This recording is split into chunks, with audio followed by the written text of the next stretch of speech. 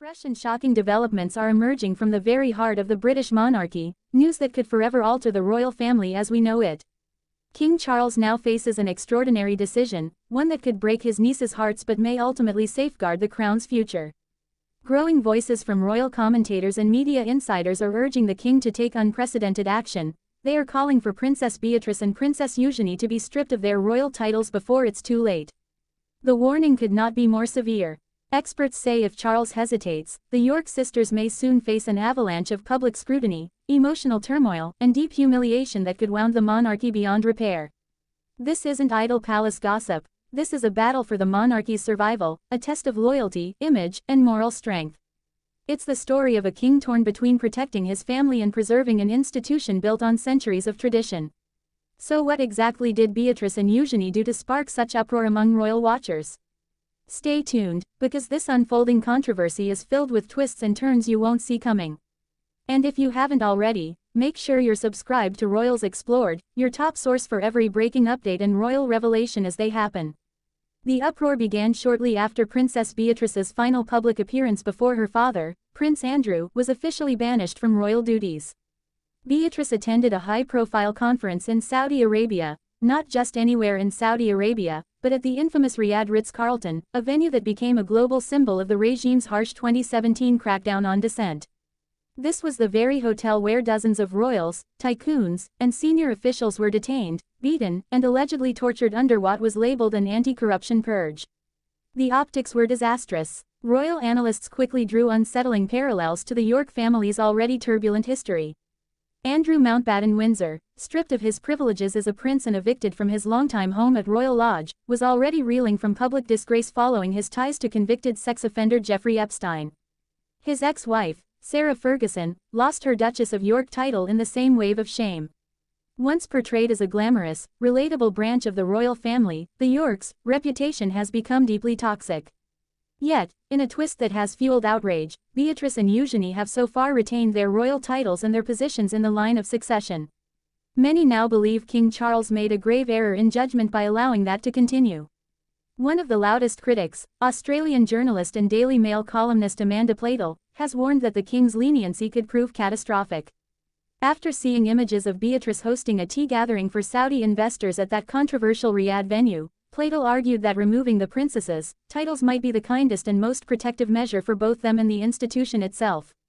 Her words are firm and unapologetic, insisting that the monarchy cannot afford another scandal rooted in poor optics and questionable associations. She believes Beatrice's trip epitomizes the danger of blending royal privilege with private business ambitions, particularly in dealings tied to authoritarian regimes. The issue recalls the storm surrounding their father's tenure as the UK's special trade envoy in the early 2000s, a period marred by allegations of favoritism toward wealthy associates, extravagant taxpayer-funded travel costs exceeding £4 million, and growing public anger. Though Beatrice and Eugenie have long sought to craft independent identities, pursuing professional careers in business and the arts, critics say history may be repeating itself. Beatrice, who has worked in the technology sector for companies like Affinity, and Eugenie, a respected art professional, have strived to project themselves as modern, self-sufficient women. However, their association with high-profile events in countries with questionable human rights records has raised alarms. To many observers, it feels like déjà vu, a replay of the same lapses in judgment that tainted their father's legacy. Platel didn't hold back in her assessment. She emphasized that Beatrice, given her parents' past, should have known that mixing royal connections with global finance and politics would be a recipe for disaster. The sight of a British princess engaging warmly with Saudi elites in a venue synonymous with political repression was, to critics, a nightmare for palace officials trying to protect the crown's image. And while Beatrice may have had noble intentions, in the world of public perception, appearances often matter more than truth. This controversy lands at a particularly delicate time for King Charles. His ongoing mission to modernize and streamline the monarchy means reducing the number of active royals to only those directly involved in official duties, essentially himself, Queen Camilla, Prince William, Princess Catherine, and their children. Everyone else, including extended family members like the York sisters, is expected to step back gracefully and live quieter, scandal-free lives. Yet Beatrice and Eugenie occupy a confusing middle ground. They aren't working royals, they don't receive taxpayer funding, and they aren't formally obligated to perform public duties, but they still use their HRH titles and appear at high-profile royal events. That gray area leaves the monarchy vulnerable. When Beatrice attends a global conference, is she acting as a private citizen or as a princess of the United Kingdom? The distinction is murky, and it's precisely that ambiguity critics say the king must address. Many believe that continuing to allow the York sisters to enjoy the benefits of royal status without its responsibilities sends the wrong message, a sense of privilege without accountability. The timing of this scandal couldn't be worse. Prince Andrew was formally stripped of his remaining honors in late October, evicted from Royal Lodge, and may soon face new questions from both Parliament and U.S. authorities regarding his long-standing connections to Epstein.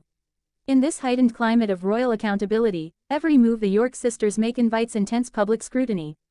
Even innocent business trips can be twisted into political controversies.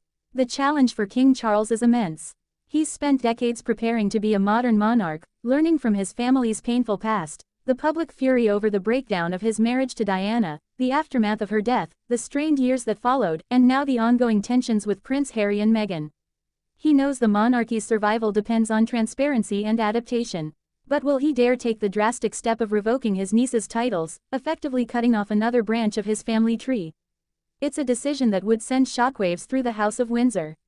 Beatrice and Eugenie are not just royals, they're his brother's daughters, women who grew up under the shadow of scandal yet often handled the spotlight with dignity. Stripping their titles would cause deep emotional fallout and almost certainly destroy what remains of Charles's relationship with his brother Andrew. Still, the alternative may be even worse. If Charles stays silent, the controversies will continue to accumulate. Each questionable appearance, each unfortunate headline will drag the monarchy back into the same cycle of criticism and distrust that has haunted it for decades. Eventually, another scandal could erupt, one so damaging that the king would have no choice but to act, though by then, the harm might be irreparable. Amanda Platel and others believe the moment of decision is now. They argue that Beatrice and Eugenie's reluctance to recognize the new realities of public life, the fact that royal status comes with public accountability, shows that the lessons of the past still haven't been learned. Their argument is clear. If the sisters wish to be independent businesswomen, they must relinquish their royal titles. If they wish to remain princesses, they must embrace the obligations that come with that role. There can be no middle ground. Meanwhile, Buckingham Palace remains silent. No official statement has been issued regarding Beatrice's Saudi trip or any future guidelines for the York sisters.